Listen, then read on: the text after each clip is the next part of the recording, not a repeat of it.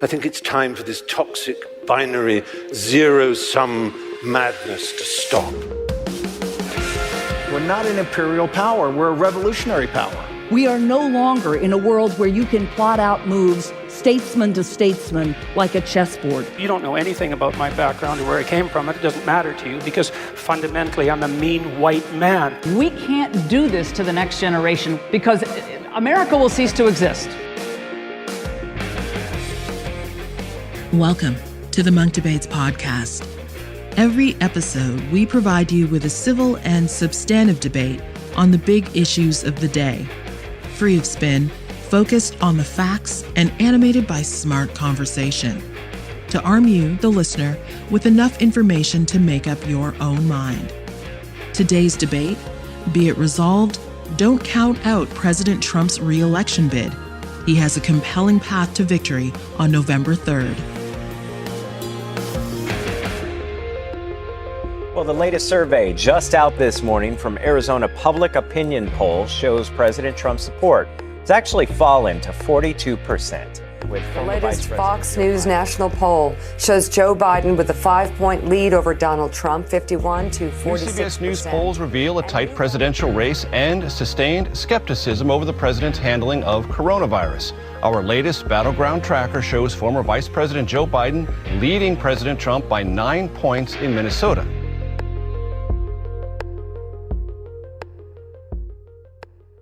Hello, I'm your moderator, Rudyard Griffiths. Well, 5 weeks to go to one of the most consequential elections in a generation, and the incumbent, President Trump, is facing an increasingly challenging political environment. His opponent, Joe Biden, a Democrat, has enjoyed a consistent lead in the national polls as well as in many key swing states. Throw in a pandemic that's killed over 200,000 Americans, and an economy with over 60 million people recently filing for unemployment insurance, and it's fair to say that conditions are ripe for a political sea change come November 3rd. And I think Joe Biden, given his history, really does have the capacity to help us heal this nation. And he understands what it means to grieve, but he also understands what it means to get on the other side of it. And we need a president who will help us get on the other side of that. But seasoned election watchers say it's a little too early for the Biden campaign to be measuring curtains for the White House. They argue that Trump has maintained his capacity to surprise the pundit class. He has an enthusiastic and loyal base, a highly sophisticated digital campaign tailor-made to getting out the vote during a pandemic, and a storm the barricades attitude to campaigning that has captivated public and media attention. He's also made surprising inroads with minority voters, most notably Hispanics. Throw in a late October vaccine surprise announcement and more good job numbers, and Joe Biden could find himself joining Hillary Clinton as the defeated Democratic nominee. I think the enthusiasm for the president is higher than it was in 2016. I think Biden has a huge enthusiasm issue. And the other thing that I think is critical to point out about these polls is that Republicans are no longer responding to these polls. So I think there is an underpolled amount of Republicans that are highly enthusiastic for this president. And I think we're going to see this on Election Day, November 3rd. On this installment of the Munk Debates podcast, we challenge the essence of these arguments by debating the motion, be it resolved, don't count out President Trump's re-election bid. He has a compelling path to victory on November 3rd. Arguing for the motion is Jeff Rowe, the founder of Axiom Strategies, a firm that specializes in congressional, senatorial, and statewide campaigns in the United States, helping elect over 74 congressmen, 8 senators, and 6 governors. Most recently, he was campaign manager of Ted Cruz's run for president.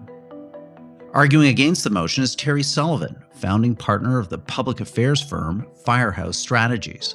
Terry has played a senior strategic role in over 100 campaigns, including state, gubernatorial, and presidential campaigns. He's worked with some of the biggest names in politics, including Mitt Romney and most recently, Marco Rubio, whom he served as campaign manager on his presidential bid. Jeff, Terry, welcome to the Munk Debates podcast. Hello. Hey, how you doing?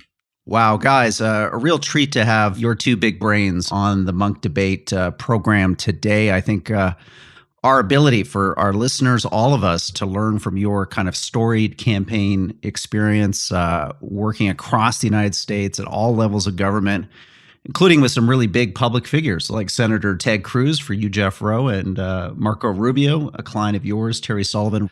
So let's jump into our debate. We've got a compelling resolution, I think, that's on everybody's minds these days. It's be it resolved, don't count out President Trump's reelection bid. He has a compelling path to victory on November 3rd. Jeff, you're speaking in favor of our resolution today. So let's put 2 minutes on the clock and have your opening remarks. Take us away. Sure, thanks. We've not had an election like this in our lifetime. We've had pandemics before. They're not routine, but they're not rare. We've had economic collapses before. We've had social and civil and racial unrest before. We've never had those all three in 1 year and have an election. And so that's why you would think the fundamentals would be so poor for the incumbent president, regardless of who that president is. But we are in the middle of a pandemic. 200,000 Americans are dead, 9/11 every 3 days. We see economic layoffs, the shutdown that ensued, nothing like that since the Great Depression, the civil unrest in cities all across the country. If this were the British Open, they would have already engraved Joe Biden's name on the jug before the start of the final round. But the Democrats are blowing it, and they're used to doing that. They ran a convention where their entire message was an attack on the president's character, as if people haven't made their decision on Trump's character yet. They should have stuck to policy. They should have spent the whole time saying he wants to take away insurance for people with pre-existing conditions, or cutting Social Security, or cutting Medicare. But now they made a big bet on COVID-19, and they made a big bet on the economy. So that's a big risk to take with all the factors that are in their favor. Every single day that goes by and the economy gets a little bit better, the right track, wrong direction gets a little bit better, and the COVID numbers get better. And by that, I mean the people that think that the worst of COVID is behind us or ahead of us. As those numbers improve, the president's numbers have improved. And we've already seen that. People talk about a natural tightening after Labor Day. That's wrong. That's false. It tightens because the fundamentals of the race are getting better for the president from a very dark, brutal space. And as he makes that ground up, as the economy continues to improve, as COVID continues to improve, then this provides a very good path for the president to get reelected. Wow, Jeff, thank you. That is a concise and compelling argument for why we potentially should not be counting out President Trump's reelection bid and why he could have a compelling path to victory on November 3rd. So over to you, Terry. You're arguing against our motion. Let's put 2 minutes on the clock and learn from you and your insights. Please take us away. Certainly. I felt like, the first 80% of Jeff's monologue there was making my argument for me. Look, the fact that the fundamentals here support Joe Biden winning are just so obvious. Yes, there are outliers. Yes, there are rare occurrences that, we've never been in this type of pandemic situation, in this kind of economic situation, and the racial instability and the protests. There are so many outside factors that are at play here. But the fundamentals are that in the last 20 years, no candidate has led the national polls by this much 50 days out, as much as Joe Biden has. Joe Biden is leading by 6.4 points on the Real Clear Politics average. That's national polls, and that's not state, but that's 7.4 point lead. No candidate has had that at this point since 2000. In 2004, Bush led Kerry. If you look, Obama in 2008 led Romney by 2008. Clinton only led at this point in time, 50 days out, Trump by 3.9 points. So having a 7.4 point lead is huge on the national level. And then if you look at the state by state, if you give Donald Trump a 4-point advantage, just give him an extra 4 points in every single state of the Real Clear Politics average, Joe Biden still has 289 electoral votes with a 4-point advantage to Donald Trump in every single state poll. That's just, never in the last 20 years, talking about outliers and rare exceptions, never has there been a race that has had this clear of a front runner. We can make arguments that the Democrats didn't pick the best candidate or aren't running the best convention or aren't this, but the facts don't lie. The facts are that Joe Biden is in a far superior position to win this than Donald Trump. Terry, thank you. Boy, guys, I'm confused here. These are great opening statements. I don't know who's going to win, what the results are. You both have presented really compelling arguments. So let's have a chance for some rebuttals here, get a bit deeper into this debate. So, Jeff, come back on some of Terry's points here. What do you want to have an exception to and bring attention to our listeners in terms of a different way of looking at this? Sure. Terry bases his prediction and assumption, like most people do, on the horse race national polls. By the way, for the last 50 years, that has been the way to do it. Now we've gone to where there's a prolific amount of polling. And what Terry was citing was likely an average of the prolific polling outfits that are out there. There's some that lean Republican, there's some that lean Democrat, and then there's some that they just say they're neutral. Take a gander at that real quick. Let's start with the baseline, and this will tell the entire story, in my opinion. The baseline of how you poll, there's an art and there's a science. But let's just start with the most likely predictor of how people are going to vote, which is, do they characterize themselves as Republican, Democrat, or Independent? So in 2012, the Republican registration on Election Day was 31, Democrat 33, Independent 36. Of course, we lost in 2012. In 2016, it was 32 Republican, 34 Democrat, 34 Independent, and of course, the president won. So we have two different election cycles, and with essentially the registration advantage is 2 points to the advantage of the Democrats. Now let me tell you how Quinnipiac is polling right now, today, nationally and in most states.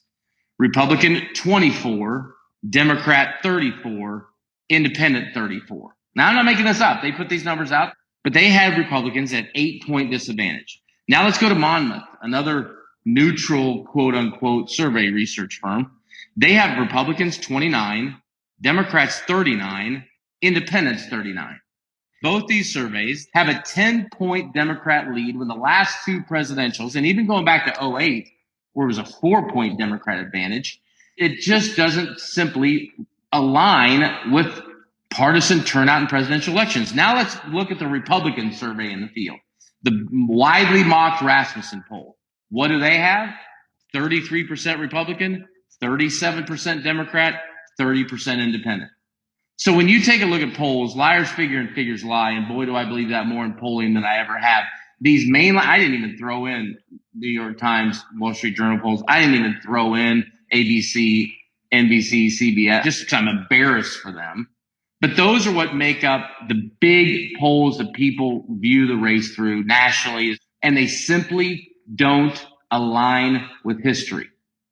Thanks, Jeff. So, Terry, your opportunity to have a rebuttal here.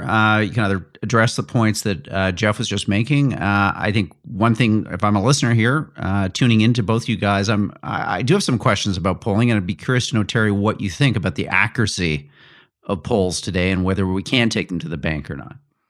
I think the first thing is I have a question for Jeff, which is, you've run, hundreds of campaigns just like I have. And my question would be, have you ever felt like your candidate was winning and therefore thought it would be a good idea to put them on an hour-long primetime television town hall with the moderator being a Democrat operative in a territory in the country that is going to be naturally hostile to you, so that these people can just ask your candidate questions for a solid hour? In what may have been the toughest questioning of this president yet, Donald Trump tonight took questions from undecided voters at a town hall anchored by George Stephanopoulos of ABC News. And I want to know what it is that you're going to do to assure that people like me who work hard, we do everything we're supposed to do, can stay insured. It's not my fault that I was born with this disease. We are not going to hurt anything having to do with pre-existing conditions. You fought to repeal Obamacare. You are arguing. Well, I essentially did. You're arguing in the Supreme Court right now to strike it down. That would do away with pre-existing conditions. So that we can do new health care. But you've been promising a new health care plan. I interviewed. Have you ever been in a situation where you felt like you were winning by so much, or you felt so comfortable in your lead that you thought as a campaign manager that was a good idea? Whoever did that needs to be fired. I think I know who did it. And I don't think it was a campaign strategy. I think it was a personal relationship with a high-ranking Trump official who would dare put him on any show like that. That's imbecilic, idiotic. I think it's the dumbest thing since Dukakis in the tank. Yeah, look, we're on the same page on that. But my point would be with my question is, if they thought they were winning, something tells me that they would have not done that. The president would not have done that. He wouldn't have subjected himself to that. I mean, we can argue all sorts about his opinion, but understanding the media, he understands just enough to know that that was not a favorable environment and was never going to be. The only time you do something like that is if you are behind the eight ball. You've got to take some dramatic risks because you don't see a clear, safe path to victory. You feel like you're behind, and the only way to do this is to start taking some big risks, like a primetime town hall, to try to draw your opponent out. It's not just the fake numbers that you're talking about, Jeff. It's Donald Trump's internal campaign numbers that have him down. And Joe Biden's numbers clearly have him up because the biggest knock on him is he's hiding out in his basement. And the only time you hide a candidate out in their basement and hide them from the media and shield them is because you've got a lead and you want to run out the clock. It's the posture of these two campaigns. One has the posture of a commanding lead. The other has a posture of being desperate and behind in the polls. So don't take the polls' words for it. Don't take mine. Just look at the campaigns. So just real quick, back to that. First of all, I think you're giving the campaign way too much credit. I think that was a personal relationship with a senior person that set the date, didn't know when the Abraham Accords would be signed. Just go down to senior campaign teams' LinkedIn profiles and see who matches up with George Stephanopoulos, and that's who did it. Second, I don't disagree as far as the Biden and the posture for sure looks like this. I'd agree with you, but here's what I think is what we might be missing. I don't think Biden wants to get COVID because that would be a really hard political hit. And he doesn't have the trappings of the president. He doesn't get an instant test with everyone that gets within, 50 feet of him. And so Biden doesn't have the infrastructure. They don't have the same setup. I think that's the reason why they're hiding out in the basement. I don't think it's really much more than that. And I also think it's because, they feel like for quite some time they've had a lead. But you've seen, as he started to travel, he just makes mistake after mistake, from, mariachi bands on his iPhone to You Ain't Black. I mean, it's a bad deal. And the reality of it is the campaign is now forcing him to get out. And I think that's where he makes his mistakes. Great insight, Jeff. Guys, let's move into the moderated middle of this conversation, because I think there's a lot of questions here top of mind for our listeners. And both of you have run presidential campaigns. Terry, in your case, for Marco Rubio. Jeff, in your case, for Ted Cruz. So you really know this electoral map like few people do. And I want us to talk about Florida because it's a really interesting state right now. From our NBC Mayor's poll of Battleground Florida. And guess what? It is a dead heat. Not virtually. It is a dead heat. 48-48 among likely voters in the state. It's critical to the electoral map for President Trump, and boy, it would be a big win for Biden if he could get it into his column. So, Terry, Marco Rubio hails from Florida. I figure you know a thing or two about the Garden State. Tell us, what do you think's going on there, and is that a bit of a barometer for the larger race? Can we make any predictions about what we're seeing, this tightening in Florida, in terms of what could happen nationally? Yeah, look, the fact is that if Trump doesn't win Florida, this race is over. There is no other path to victory. I don't think Jeff would even disagree with me on this, that the map becomes almost impossible or unsustainable to get to 270 without Florida in it for Donald Trump.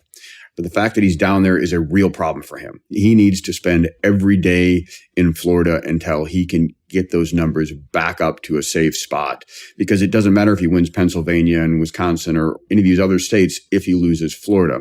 And where his problem is that Florida's such a diverse state. A lot of these other states, they're more homogenous within the state, whereas Florida is more representative of America. If you look at the I-4 corridor, which everyone says is the key to winning Florida and a swath across the an interstate that runs across the state, it has everything from huge senior citizen retirement communities to huge Hispanic communities in the Puerto Rican community to good old-fashioned rednecks and conservative Americans. And I say that in the best possible way because I am one. The different demographics that spread across this state is what makes it very unique and is a bit of a example of the national electorate. So the fact that the president's having trouble there is a real warning sign for his campaign. Jeff, let's get your take on Florida and maybe the glass half full argument. The reason why Florida is so critical is because of its representation of America. And it's the compelling theory for a Democrat to run for president is that they have to get 85% of 35% of the vote. And so roughly the country is 65% white, 35% non-white. So Democrats have to get 85% of 35%. And Republicans have to get 65% of 65%. If those things happen, that's a slight popular vote win for the Democrats and a typical electoral college win for the Republicans. And what you're seeing across the board is that President Trump, he's getting better with non-white voters than any president for quite some time. The reason why that's happening is because they're seeing this kind of strong Republican law and order president that Biden has made him. And so they've seen that and they respect that and they are reacting to that. And it is allowing the president to get a bigger share, certainly in the high 20s, low 30s of non-white voters overall to vote for him. And that is most pronounced in a critical key state of Florida. Now, by the way, I mean, the president's not doing as great with whites. I mean, he's not at 65% yet.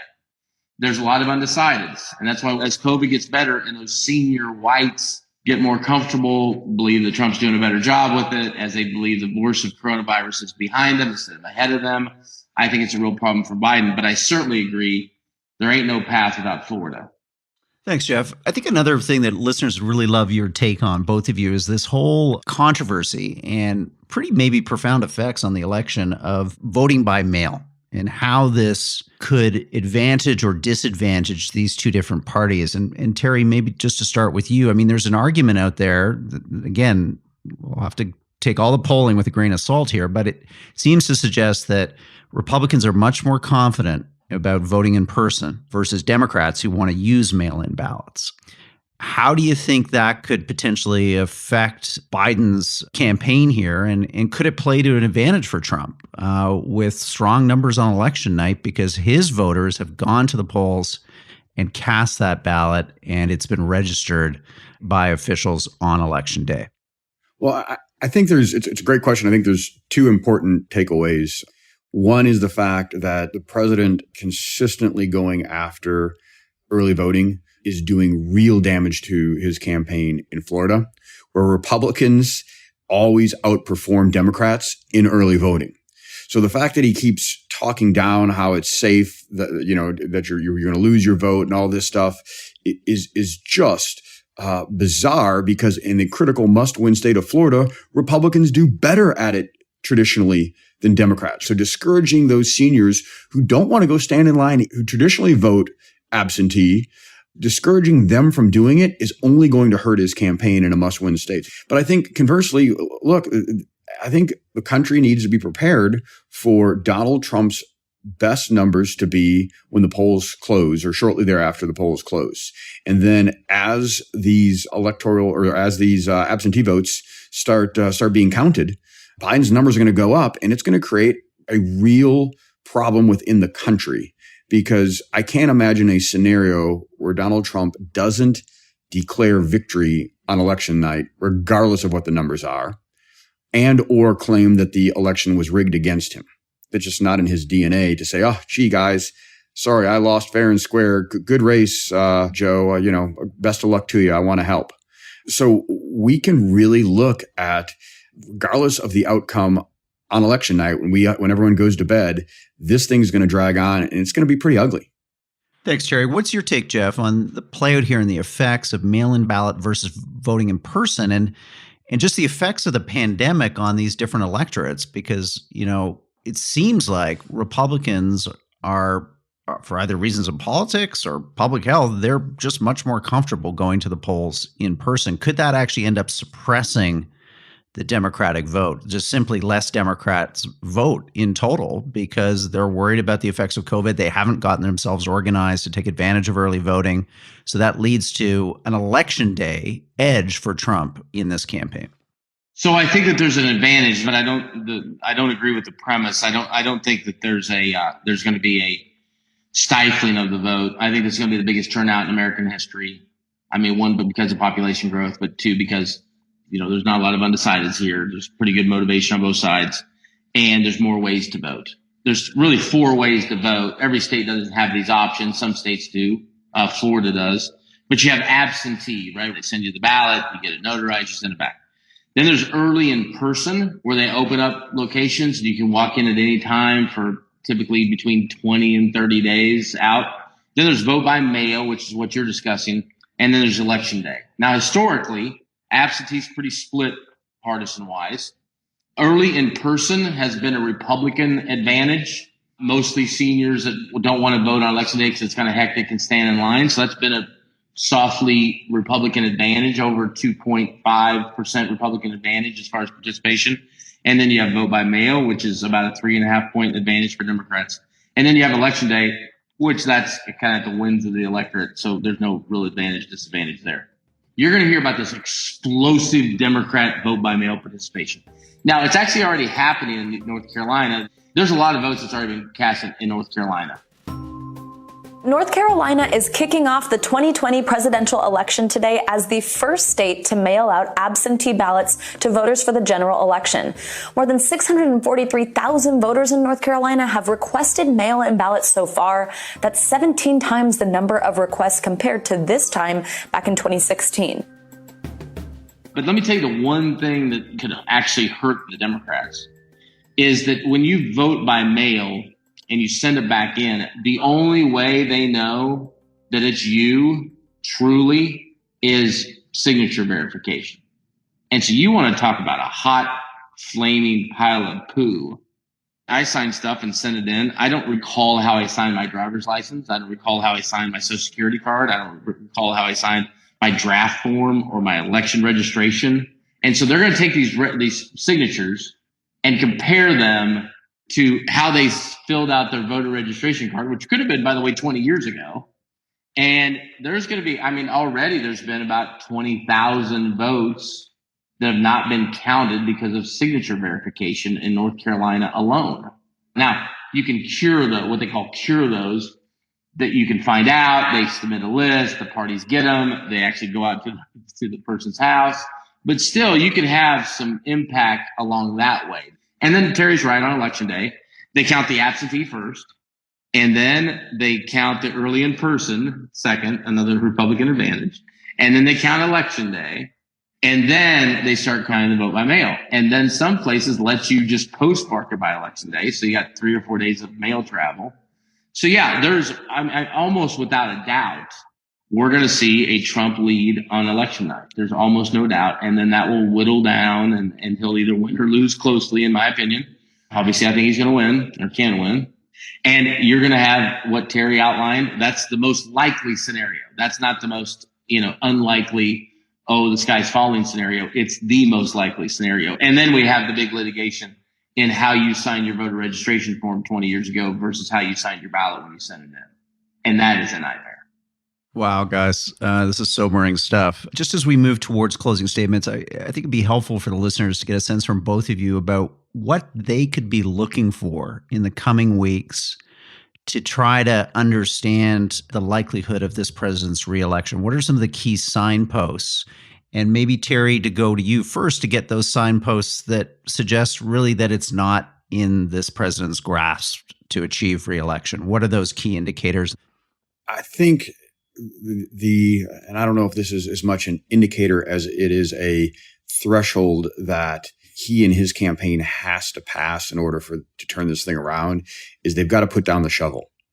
To Jeff's point, we could debate why they did the ABC debate, but it was not helpful to their campaign or to his candidacy on a day when he would have otherwise had really good news coverage, some of the best he may have had in months. Why he decides he needs to hold an immediate press conference to denounce the Center for Disease Control, to dominate the news media on a day that could have been about how Joe Biden looked tone deaf, borderline racist for playing songs on his iPhone, and just really looked kind of out of it. That could have dominated the news media. Instead, what dominated is him picking a fight with his head of CDC. Earlier today, Dr. Redfield said that the vaccine for the general public likely would not be available until probably next summer, maybe even early fall. Are you comfortable with that timeline? No, I think he made a mistake when he said that. It's just incorrect information. If he's going to prosecute the case against Joe Biden, he has to stop making this about him every single day and allow Joe Biden's mistakes and gaffes to have air to breathe and to get coverage. And he's drowning them out with his nonstop quest to drive headlines. He needs to allow Joe Biden to drive some headlines. If this race becomes about Joe Biden and whether people want him to be their president, he's got his best shot of winning.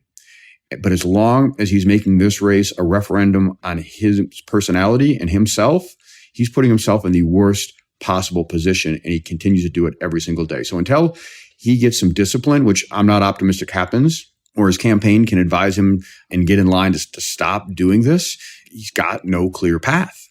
I got it, Terry. Good insights. Now, Jeff, let's get the opposite view from you. What are some of the positive indicators that you think listeners should be looking for to see that Trump's campaign is on track to a win on November 3rd? The heartbeat of any presidency is the right track, wrong direction. And that number bottomed out in April. And at that time, the right track, do you think the country's on the right track, was 15%, which is, just to put it in context, this thing typically hovers around, kind of 50-50, but 15%. It's a historic low.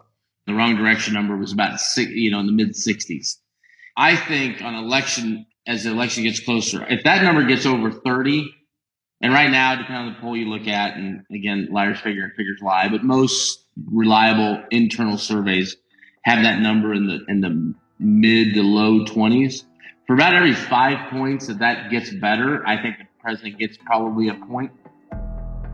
The latest Georgetown Institute of Politics and Public Service battleground poll is out and finds President Trump facing eroding support on a number of issues. Among those findings, just 23% feel the country is headed in the right direction, with 72% saying it is on the wrong track. So I'd watch that, right track, wrong direction. The second number that I would look at, it's Pew started, and I'm not a big Pew fan, but they started tracking this. Do you believe the worst of coronavirus is ahead of you or behind you? And that number has become a leading, not lagging indicator for the presidential ballot. If that number gets to the mid 40s, I think that's a good number for Trump. Mid 40s being 45% or more of the people think that the worst of COVID is behind us. The biggest issue in the campaign right now is the economy and COVID, and the right track, wrong direction speaks to the economy, and the COVID numbers obviously speak to COVID. So those are two things I think you watch. I think you can everybody's going to stare at the ballot and wonder how that is. But I think a leading indicator is what direction those numbers are moving from a right track, wrong direction, and the best versus the worst of coronavirus ahead of you. You're listening to the Munk Debates podcast. If you like this podcast, check out our other episodes, including debates on everything from the U.S. election to the impact of the financial bailout on the economy, to whether Sweden is the model for how to fight this pandemic and the next. All free to download or stream on our website, monkdebates.com.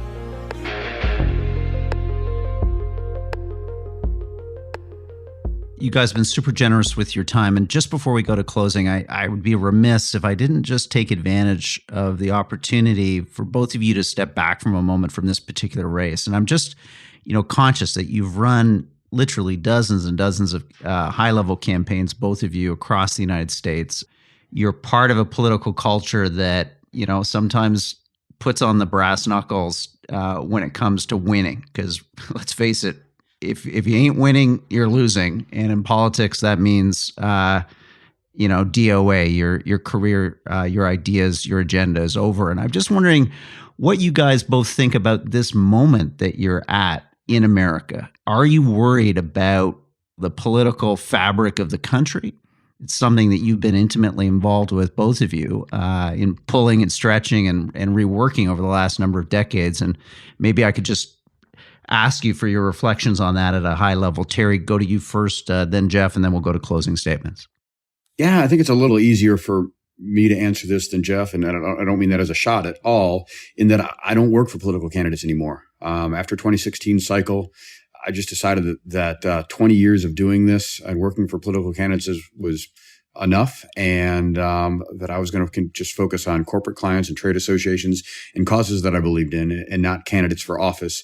And I think that we as a nation are in a tough spot. We shouldn't be proud of where we're at.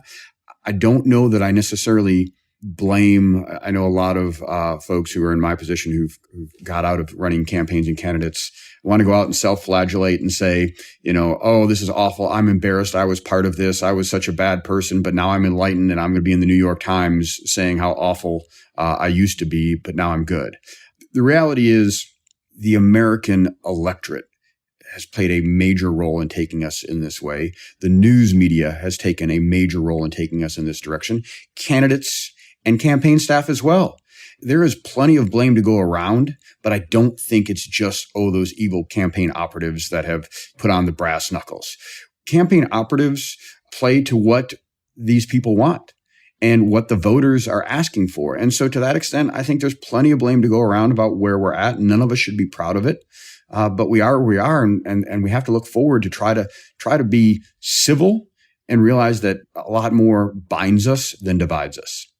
Thanks, Terry. Jeff, what's your take on what you do and the extent to which you're a participant here in this high anxiety moment in American politics?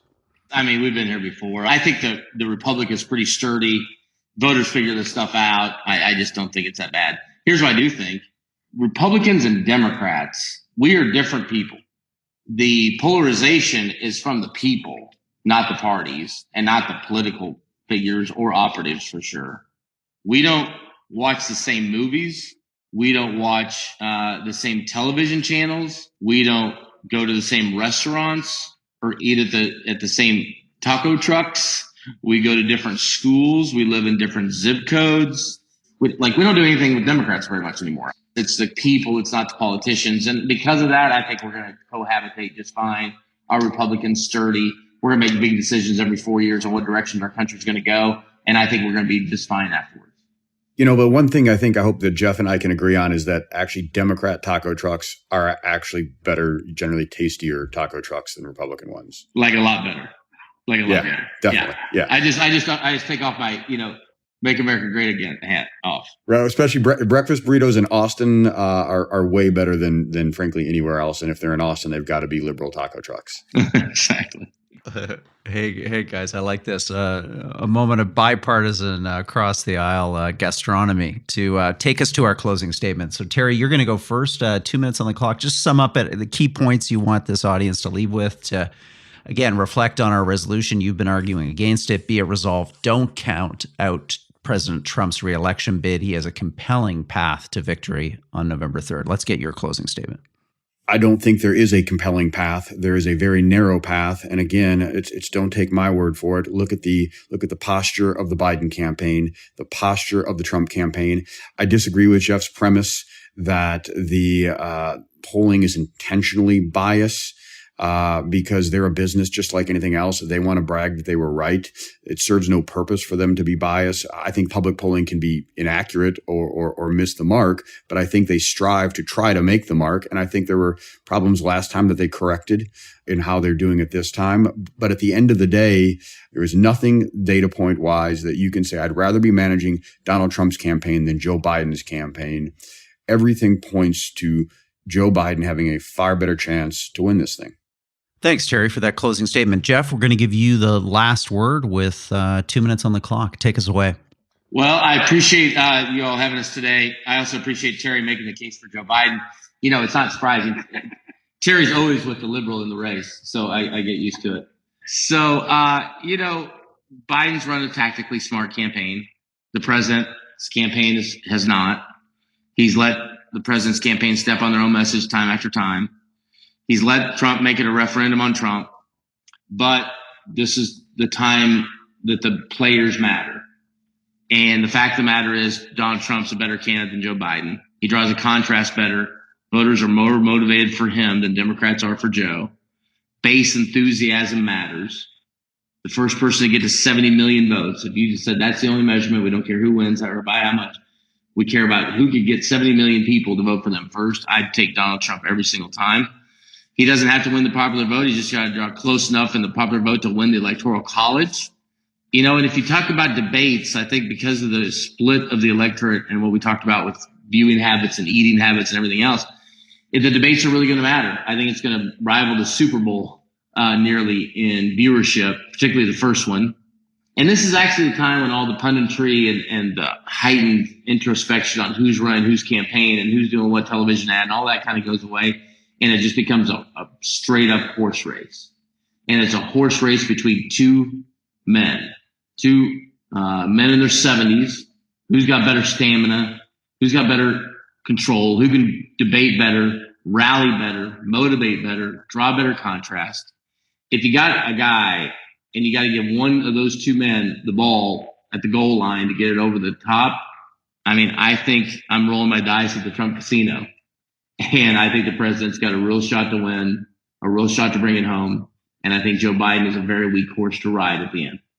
Hey, Jeff, thank you. Guys, I got a proposal for you. I mean, in addition to the Munk Debates podcast, I think we should start the Terry and Jeff podcast on U.S. politics. You're a terrific pair. I really appreciate the civility, the substance, just your breadth of knowledge of this topic clearly is exceptional, and it's this conversation has just truly been in service of our thousands and thousands of listeners. So thank you guys for coming on the Munk Debate podcast. Thanks for having us. Hey, thank you. Take care. Well, that wraps up today's debate. I want to thank our participants again, Jeff Rowe and Terry Sullivan, for coming on the show for a spirited and highly topical debate. You certainly gave me a lot to think about. The Munk Debates podcast is that special place for civil and substantive debate of the big issues of the day, as we've just heard. To listen to more debates on everything from climate change to religion to geopolitics, to big topics like the future of human progress, visit our website, monkdebates.com. You can also find show notes on today's debate. Thank you for helping us bring back the art of public debate one conversation at a time. I'm your moderator, Rudyard Griffiths. The Munk Debates are produced by Antica Productions and supported by the Munk Foundation. Rudyard Griffiths, Marilyn Mazurek, and Christina Campbell are the producers. Abi Raheja is the associate producer. The Munk Debates podcast is mixed by Kieran Lynch. The president of Antica Productions is Stuart Cox. Be sure to download and subscribe wherever you get your podcasts. And if you like us, feel free to give us a 5-star rating. Thanks again for listening.